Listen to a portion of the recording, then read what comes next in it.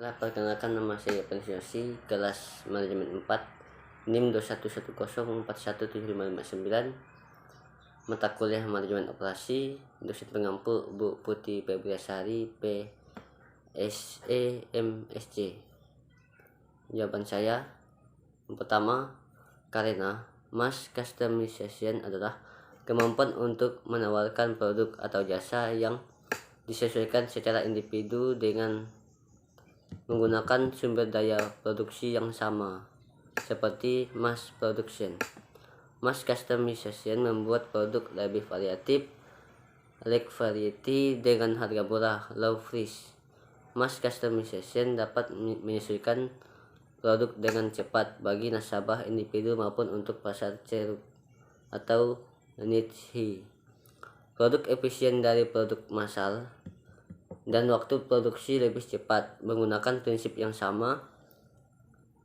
Mass customization merupakan build to order, produk yang disesuaikan namun dapat diproduksi secara massal pula. Yang kedua, jelaskan 3 keunggulan kompetitif yang dimiliki perusahaan. Yang pertama, cost leadership. Menurut studi, jenis keunggulan kompetitif pertama yang dapat dimanfaatkan perusahaan adalah cost leadership. Istilah ini digunakan ketika perusahaan mampu memanfaatkan tenaga kerja terampil, bahan baku murah, serta operasi yang efisien untuk menciptakan nilai maksimal bagi pelanggan. Walmart, perusahaan waralaba besar di Amerika Serikat, menggunakan strategi ini dengan menyediakan bahan pilihan produk berkualitas berharga rendah di setiap toko retailnya. Yang kedua, differentiation. Jenis keunggulan kompetitif berikutnya yang dapat digunakan oleh bisnis perusahaan adalah differentiation. Umumnya perusahaan yang menggunakan strategi ini akan memiliki produk atau layanan yang dapat dengan mudah dibedakan dari para pesaingnya sesuai ajaran Corporate Finance Institute.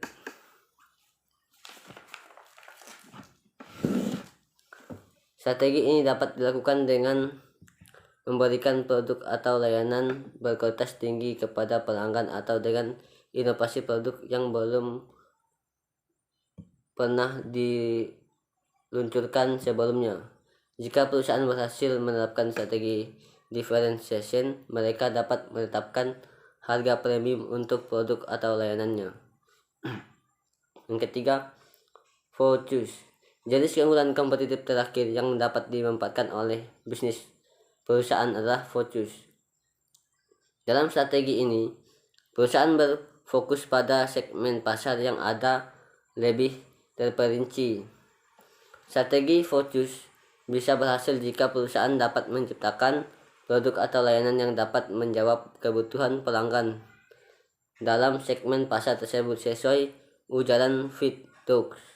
Strategi ini melibatkan pemahaman pasar yang lebih baik daripada perusahaan lain. Di sini perusahaan perlu menganalisis pasar agar mereka dapat membuat penawaran yang lebih baik.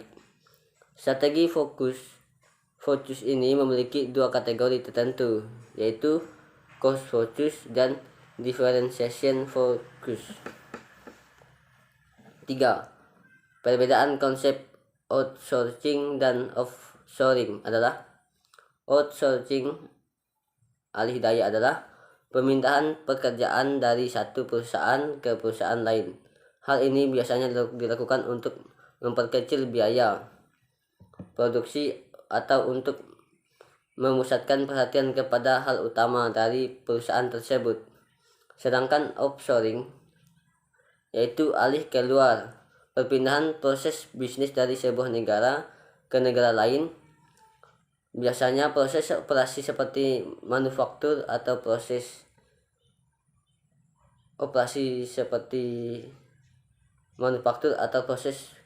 penopang seperti akuntansi. Istilah ini umumnya mengacu pada bisnis perusahaan swasta, tetapi pemerintah kadang-kadang juga melakukan alih keluar. Mengapa perusahaan memutuskan untuk menerapkan kegiatan outsourcing dan offshoring dalam aktivitasnya? Setelah mengetahui perbedaan konsep di antara keduanya, tentu ada kelebihan yang ditawarkan dari masing-masing pilihan.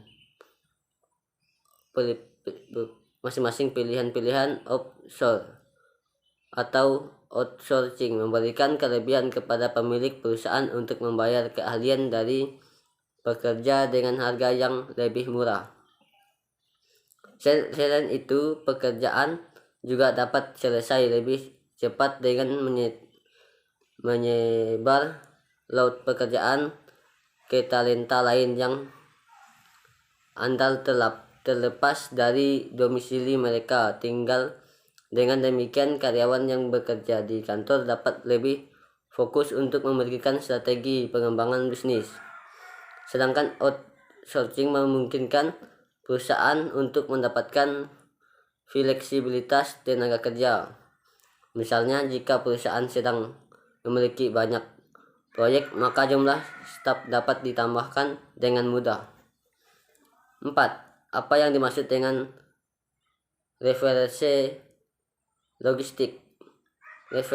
Reversi logistik adalah proses pemindahan suatu barang atau kepemilikan barang dari konsumen menuju distributor untuk memanfaatkan kembali kegunaan suatu barang, atau juga bisa karena barang tersebut rusak atau tidak sesuai permintaan. Mengapa perusahaan menerapkan reversi logistik dalam rantai pasokan mereka? Karena perusahaan yang menerapkan reversi logistik mampu meningkatkan layanan pelanggan dan tidak respon ke pelanggan, mengurangi dampak lingkungan dengan mengurangi limbah dan meningkatkan tanggung jawab sosial perusahaan secara keseluruhan.